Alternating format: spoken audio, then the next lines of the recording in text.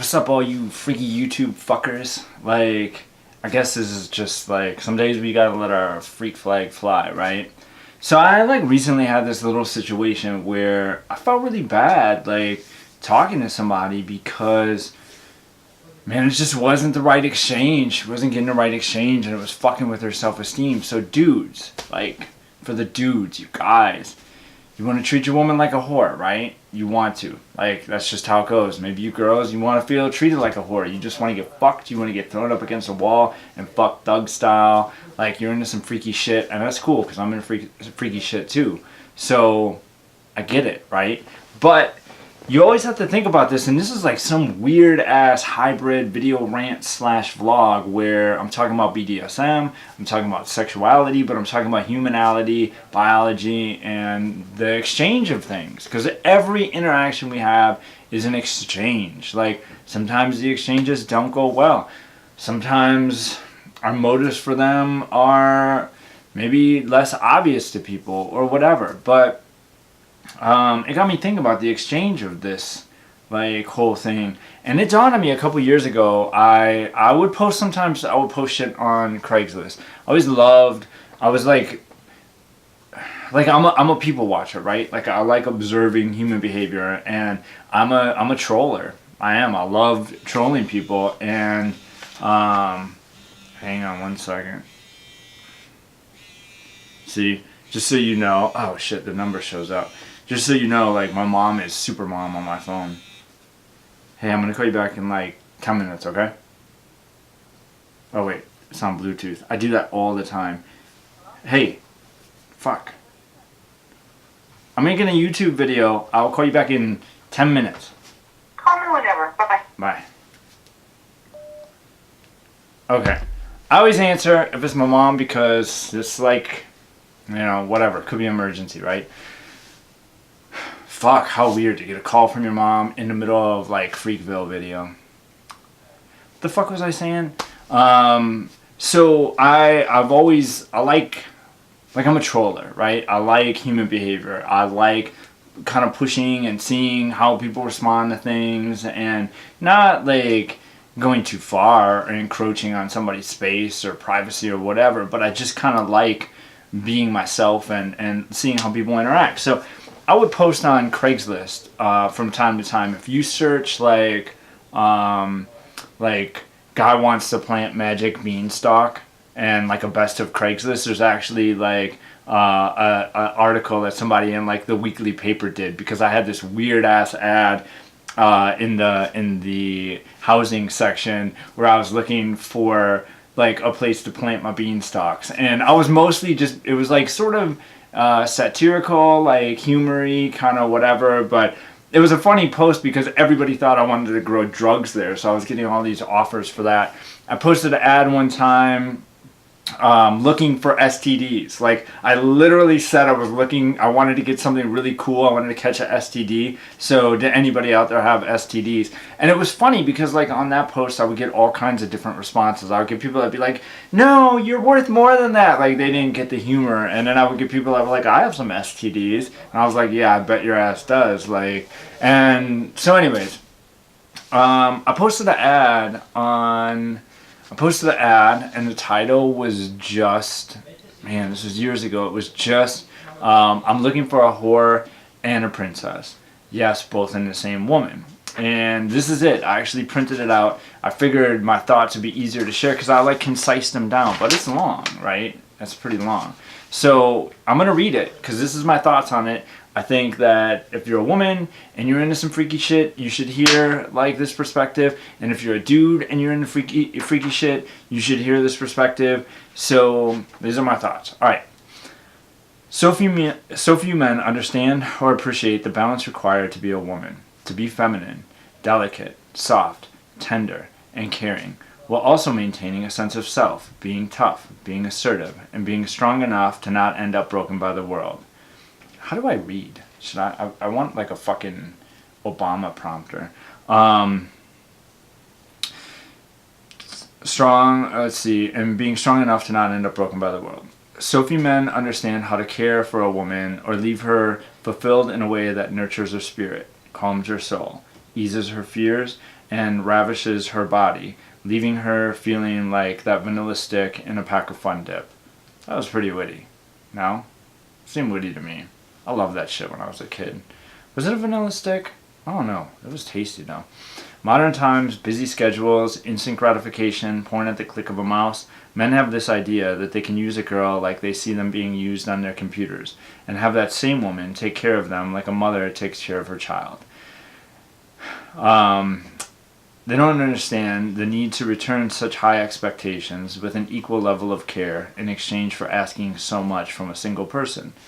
I mean, this is accurate. Like, dudes are watching porn, thinking women want to get fucked in the ass. They can just go, like, doing whatever they want, shoving anything anywhere, not warming anything up, like, not using any lube. Like, I mean, it's really quite true. Or even having conversations about limits and where you can push the limits and what they're okay with, and saying, hey, can you maybe send me some videos or a description or something of whatever you would be interested in.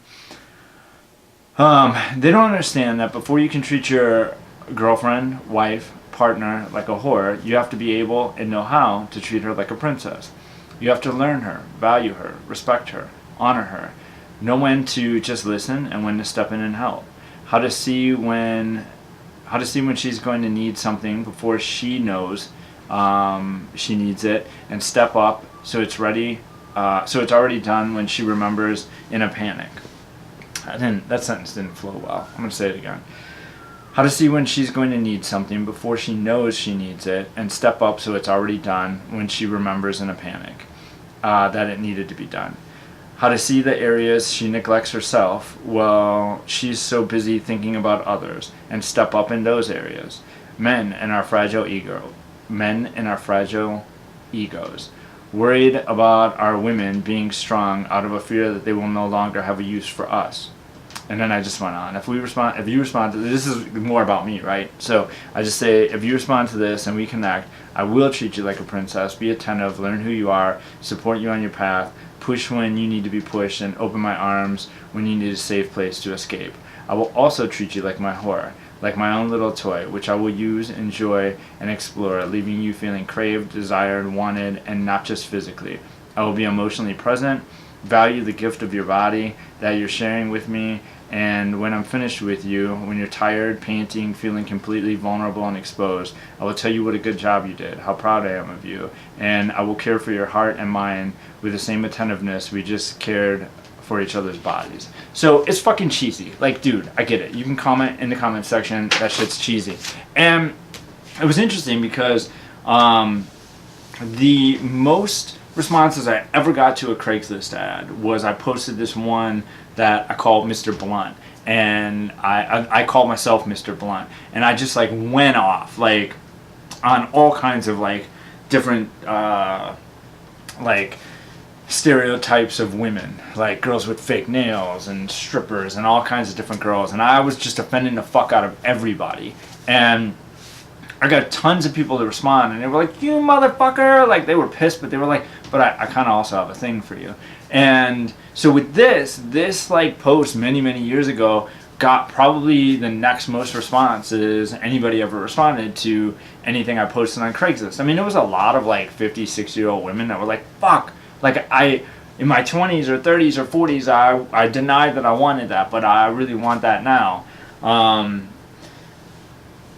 I mean, it's not like I dated anybody off of that or some shit like that. I mean, I wasn't like looking for a relationship. I would post all over there, all kinds of shit. But the post it got me thinking. Like, the situation recently got me thinking, and I think it's accurate. Like, if you expect to be able to treat your woman like a whore, which I think is completely fine. I don't think whore is a derogatory term at all, but you can exchange it with slut if you want. Slut's also like an equally hot word. Also, I'm pretty like enmeshed in BDSM in general, so maybe I'm a little skewed on what I find offensive or not. But I think that's understandable, and if you're a woman and you're dealing with wanting to be manhandled and wanting somebody to like, if you want to feel powerless or you want to feel a lack of control, or there's things that you're wanting to feel, Like, I think that's perfectly normal too, but what I want you to know is not to just surrender that to anybody, because not everybody can be trusted with it. If a man can't respect you and honor you and value you and treat you like you're amazing and make you feel important and do what they say and be attentive and be there and be valuable, then they don't deserve your body and they don't deserve your pussy, and they definitely shouldn't be fucking you, and you definitely shouldn't trust them with that level of sex where you're potentially going to be pushing limits and boundaries and, you know, exploring where your limits and boundaries are. You have to know that they are perfectly comfortable just hitting the brakes when you need that to be done, and they need to know you're comfortable saying, okay, that was too far.